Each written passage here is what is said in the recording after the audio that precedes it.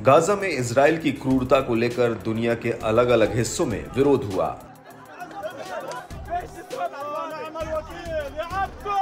अमेरिकी यूनिवर्सिटीज के स्टूडेंट से लेकर यमन तक में लोग इजराइल के खिलाफ सड़कों पर उतरे।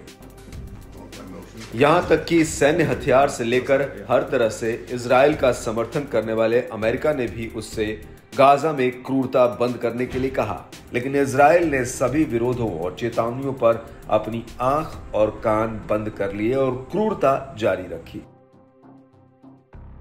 अब इजराइल की मनमानी उसे भारी पड़ने लगी है। आपको बता दें कि अंतर्राष्ट्रीय न्यायालय ने भी एक अदालती फैसला जारी कर इजराइल को गाजा के राफा में अपनी आक्रामकता बंद करने का आदेश दिया। उसके बाद भी इजराइल ने फिलिस्तीनी लोगों पर हमला जारी रखा। अदालती फैसले के बाद भी इजरायली सैनिकों ने गाजा के सबसे दक्षिणी शहर राफा पर बमबारी तेज कर दी है। अब फिलिस्तीन का समर्थन करने वाले अल कसम ब्रिगेड, फिलिस्तीनी इस्लामिक जिहाद PIJ के अल कुद्स ब्रिगेड के लड़ाके कई मोर्चों पर इजरायली सैनिकों को जवाब दे रहे हैं। शुक्रवार को अल कसम के लड़ाकों ने कुल 10 इजरायली टैंकों और 3 सैन्य ग्रेड D9 बुलडोजरों को निशाना बनाया है। लड़ाकों की सैन्य मीडिया इकाई ने घोषणा की कि उनके लड़ाकों ने जबालिया शरणार्थी शिविर में अल आरामजा स्ट्रीट में 2 इजरायली मरकवा 4 टैंकों पर रॉकेट लॉन्च किए। ये रॉकेट स्थानीय रूप से निर्मित Al Yasin tandem rocket propelled grenade थे। इन लड़ाकों ने इजरायली सेना का ध्यान एक दूसरे टारगेट पर आकर्षित करने के बाद उस सुरंग के प्रवेश द्वार में विस्फोट कर दिया जिसमें इजरायली सैनिक थे। विस्फोट के बाद अल कसम सेनानियों ने इजराइल की तरफ से लड़ रहे अन्य सेनानियों और इजरायली सैनिकों को मार डाला और घायल कर दिया। अल कसम के स्नाइपर्स की एक टीम ने उत्तरी जबालिया में एक घर में तैनात एक इजरायली सैनिक को मार गिराया था। लड़ाकों की मिलिट्री मीडिया यूनिट ने कहा कि लड़ाकों ने जबालिया शरणार्थी शिविर के उत्तरी हिस्से में शाहबाज चार्ज के साथ एक और इजरायली मरकवा 4 टैंक को निशाना बनाया।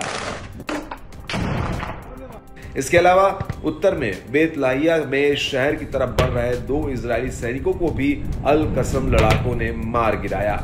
ब्रिगेड के लड़ाकों ने सलाह अल दीन गेट पर भी इजरायली बुलडोजर और टैंक को निशाना बनाया। आपको बता दें कि सलाह अल दीन गेट फिलिस्तीनी मिस्र सीमा पर स्थित है और मुख्य रूप से व्यापार के लिए उपयोग किए जाने वाला एक सेकेंडरी क्रॉसिंग है। यह मिस्र को गाजा की मुख्य सड़क सलाह अल दीन स्ट्रीट से जोड़ता है, जो सबसे दक्षिणी शहर राफा से लेकर सबसे उत्तरी शहर बेत हनौन तक फैली हुई है। यदि इजराइल के खिलाफ हमास और फिलिस्तीन समर्थक लड़ाकों के हमले इसी तेजी के साथ जारी रहे तो जल्द ही इजराइल की हालत खराब हो जाएगी और उसे अपनी गलती का एहसास हो जाएगा। लेकिन एक बात ध्यान रखने वाली है कि कहीं इजराइल को पिछड़ता देख अमेरिका अपनी बातों से पलट न जाए, वो फिर से इजराइल को पहले की तरह समर्थन देना शुरू न कर दे, क्योंकि हाल ही में अमेरिका ने खुले शब्दों में कहा था कि यदि इजराइल गाजा में हमले नहीं रोकता तो वो इजराइल को समर्थन देना बंद कर देगा।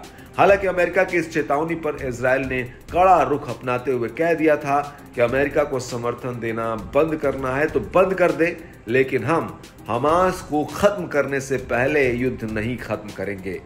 अब यह देखना काफी अहम होगा कि फिलहाल के हालात में अमेरिका का रुख क्या रहता है। According to the credible information that we have gathered,